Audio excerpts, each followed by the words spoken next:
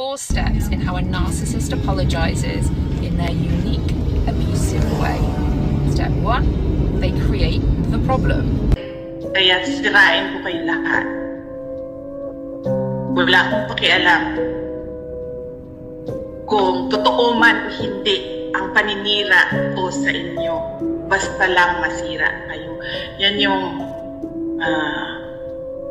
motibo dyan. It's all about politics. Everything is all about politics and power. How long will the Duterte stand po for the Philippines? Kaya sirain ko kayo. Kaya sirain ko kayo. Step 2, they blame you for the problem.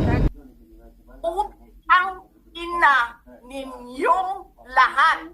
Martin Romualdez, Lisa Marcos, Bongbong Marcos.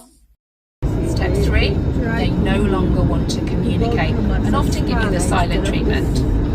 No comment, no comment, no comment, no comment, no comment. Step 4, they wait until you absolutely lose it and then call you the crazy one. Your reaction, ma'am, to the Filipinos saying that ikaw yung pag-asa po nila, ikaw yung hope nila. Nag-out man to sila no, sa ilahan. Dapat ingana, duha ka buko na surrender kami. Tinood yun. Bito, VP. Kaya daghan naging kaya sila. Hindi trago tayo lang po to, Alvin. Anak man to. Oo, Yung duha ko na ana, to. ang isa, kaya Para surrender. We surrender.